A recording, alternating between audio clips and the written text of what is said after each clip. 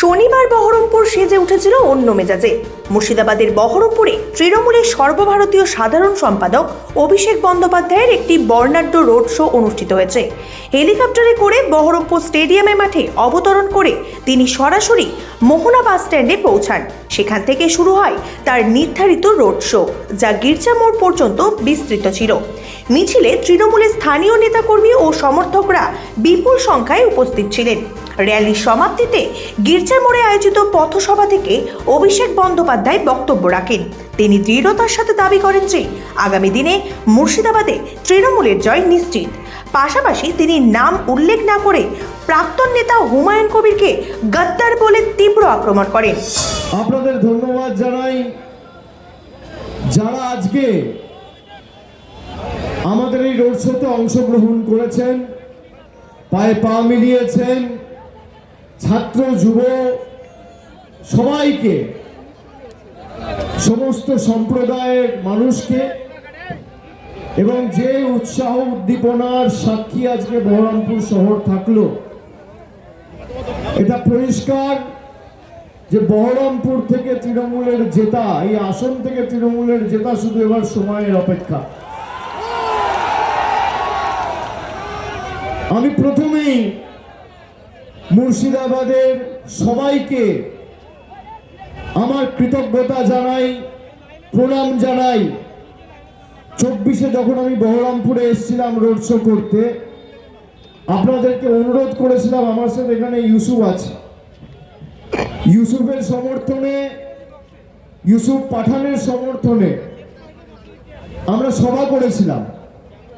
আপনাদের অনুরোধ করেছিলাম যে বিজেপির এজেন্ডাকে এবার হারানোর দায়িত্ব আপনাদের নিতে হবে।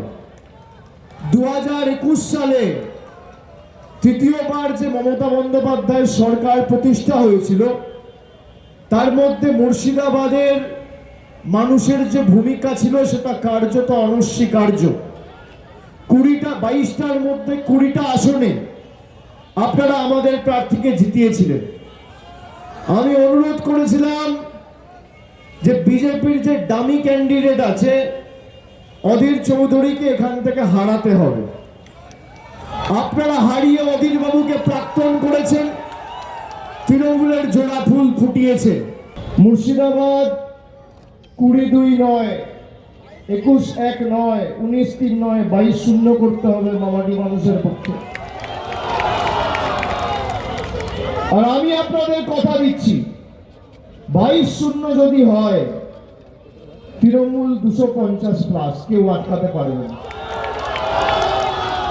আপনাদের দায়িত্ব 22-0 করা, আমার দায়িত্ব 250+ করা। মানুষ বিপদে পড়েছে, যদি পাশে কেউ দাঁড়ায়, তৃণমূল কংগ্রেস দাঁড়িয়েছে। যারা হিন্দু মুসলমানের বিষাক্ত রাজনীতি করছে, আমি বহরমপুর বাসীর কাছে আবেদন করব, আপনি বিজেপির যারা আছে তাদেরকে বলুন তথ্য পরিসংখ্যান সামনে নিয়ে লড়াই করতে। একদিকে 15 বছরে মমতা ব্যানার্জির সরকার এই মাটির জন্য, বাংলার জন্য, মুর্শিদাবাদের জন্য কি করেছে, আর অন্যদিকে 12 বছর বিজেপির সরকার এই মুর্শিদাবাদ আর বাংলার জন্য কি করেছে। একদিকে আমি থাকবো, মঞ্চ বাঁধুন, আর একদিকে বিজেপির নেতা থাকবে। সময় আপনি ঠিক করুন, জায়গা আপনি ঠিক করুন, তারিখ আপনি ঠিক করুন, মঞ্চ আপনি বাঁধুন, সংবাদ মাধ্যম আপনি ঠিক করুন।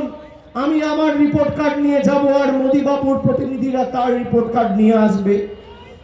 ভোকারটা করে মাঠের বাইরে বার করব, তথ্য পরিসংখ্যানের নিরিখে লড়াই হলে, নইলে মানুষের কাছে মুখ দেখাবো না। যদি নির্বাচনে লড়াই করতে হয়, তাহলে তথ্য পরিসংখ্যানকে সামনে রেখে লড়াই করতে হবে, হিন্দু মুসলমান নয়। আপনাদের সবাইকে স্যালুট, কুর্নিশ। আজকে আমার সবাই আসার আগে বেলডাঙ্গায় কিছু অশান্তির ঘটনার খবর আমি পাই। গতকালও হয়েছে। পার্টির তরফ থেকে আমাকে অনেকে সকালে ফোন করে বলে যে আজকে সভাটা করার দরকার নেই, 2 দিন 3 দিন পরে করলে হবে, অনেকে আসতে পারবে না, বেলডাঙ্গায় অনেক গাড়ি আটকে থাকবে। পরবর্তীকালে আমার যতটুকু লোকজনের সাথে পরিচিতি আছে, প্রশাসনিক মহলে যে কটা লোককে আমি চিনি জানি, সংবাদ মাধ্যমের বন্ধুরা যারা আছে, আমি সবার সাথে সকাল 11টা থেকে কথা বলছি। তারপর খোঁজ নিয়ে দেখলাম এই যে ঘটনাটা ঘটছে এর ইন্ধন দিচ্ছে বিজেপির বাবুরা, আর একটা নতুন গদ্দার তৈরি হয়েছে এই মাটিতে। সে আমি যদি আজকে এখানে না আসতাম তাহলে সেই গদ্দারদের অক্সিজেন দেওয়া হতো। আমি যখন খোঁজ নিয়ে দেখলাম যে এই ঘটনার পিছনে প্রত্যক্ষভাবে তাদের মদত এবং ইন্ধন রয়েছে, যারা কোনোদিন মানুষের পাশে থাকেনি, একটা গদ্দারকে, একটা মির্জাফরকে, একটা বিজেপির ডামি ক্যান্ডিডেটকে তো আপনারা বিদায় দিয়েছেন, আর একটা নতুন গজিয়েছে।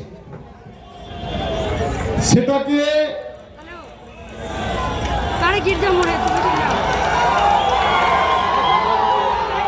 গণতান্ত্রিকভাবে ব্যবস্থা করতে হবে।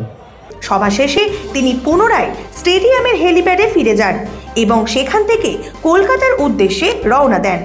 বাংলা টুডে নাও।